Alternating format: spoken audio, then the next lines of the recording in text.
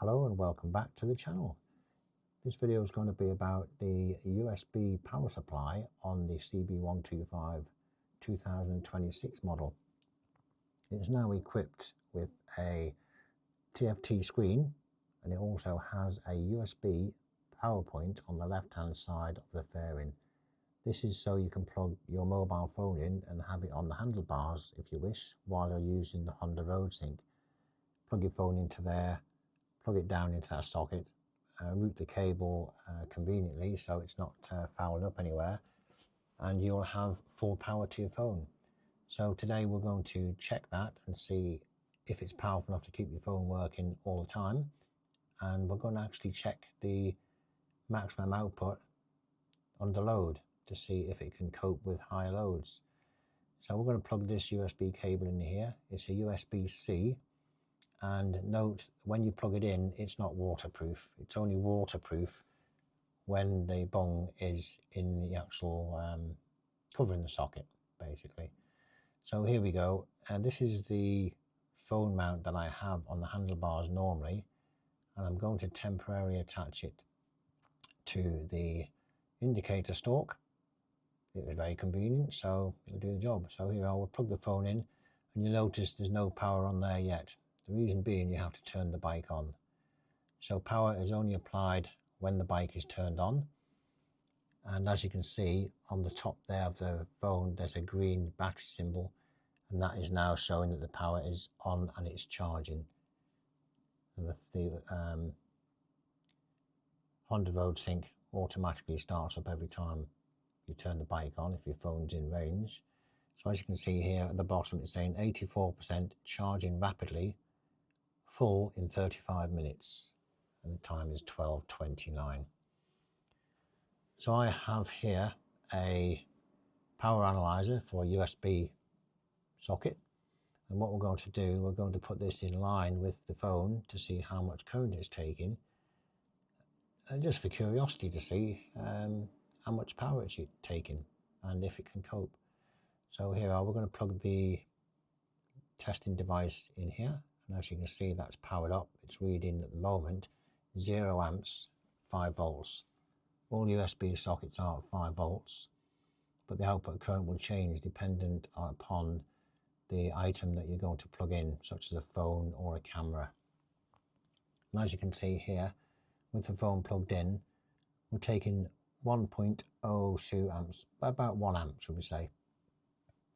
And it seems to be coping okay. The voltage is holding up at 4.96, which is good. And you can see there it shows 85% charging.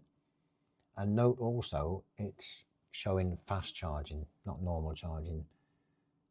So it's easily going to cope by having your phone plugged in here. It will keep charged up, and I have tested this out on the road. It will keep your phone charged up 100% while you're riding along all the time, without fail. So they are settled down now to 0.8 amps. Now this battery is not fully charged on the phone, but as the phone charges the battery up, the current will drop off when it gets to 100%. So what happens if you want to plug in a camera, for instance? If you've got a camera on your helmet, on your chin, or on your bike, could be mounted to the handlebars, and you want to keep that powered up. Let's just see what happens when we plug a GoPro in. Now normally you would take the battery out of a GoPro and run the camera on its own. As you can see there, we've got power on there at the moment. This is just a basic test to see if it can charge it up. And with the GoPro, we're taking half an amp on that one. Let's drop down to 0.25 of an amp there. So it should work on a GoPro.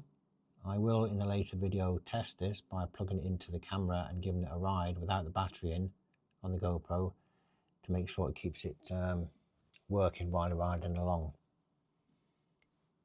So let's get the device here, which is a dummy load, and put the USB socket through its paces.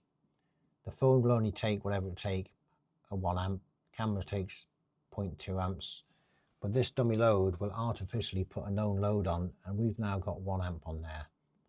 So we know this socket can supply 1 amp of power, and the voltage is holding up. 4.9 volt, which is pretty good.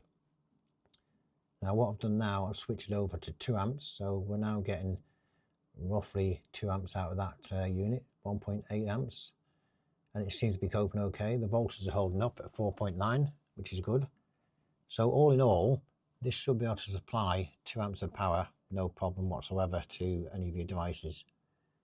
So you might even be able to plug 2 devices in here, your mobile phone and probably a little power bank or something like that. And again, once you turn it off, the power goes off completely, so you can't leave it on, which is good. Now I did have the phone mounted on the indicator stalk. That was just for demonstration purposes. Normally you would have the phone mounted here on the left hand side of the handlebar. You can get these from Amazon, eBay. They're readily available and are everywhere basically. So just pick a mobile phone holder that you're happy with that fits your phone and that clamps on their handlebars. Plug your phone in with the USB-C cable, and I've found that this is a long cable here because I've been using it for just to demonstrate, but the cable you need from the bike to your phone in that position only needs to be 0.5 of a meter long, which is not very long, but it works perfectly, and you don't want too much slack flying around. So now we plug the phone back in again. You can see the phone's powered up, and we want to make sure that there's no cables in the way and you can get full movement without your phone hitting the tank or your cables being wrapped around anything. So let's start the bike up and see what happens with the charging. So we've just started the bike up and the bike is now running. It's charging the bike battery on the bike. It's also given an output to the USB, and as you can see there, we've got the battery now on the phone is at 85%, and it says charging. This is rapid charging. As you can see there, it says 85% charging rapidly, full in 30 minutes or so. So we will leave this on here for a few minutes and we'll come back and see if it's actually charging. So let's check it now. You can see there it's on 87%, charging rapidly, full in 36 minutes. So it has gone up in that short period of time. And here you can see it's 88, rapidly charging, full in 35 minutes. So it does appear to be charging the phone when the phone's on, so it's looking good. And finally we've got here 89%. Well, I think we're going to go up to 90%, I think, on this one. Why not? Full charge in 36 minutes. So here's the final one. We got 90% charging rapidly. So as you can see, the phone is charging no problem and it's keeping up. So there it is, USB socket on the CB125 2026, works perfectly. Hope you enjoyed the video. Look forward to seeing you in the next one. Thank you for watching. Bye for now.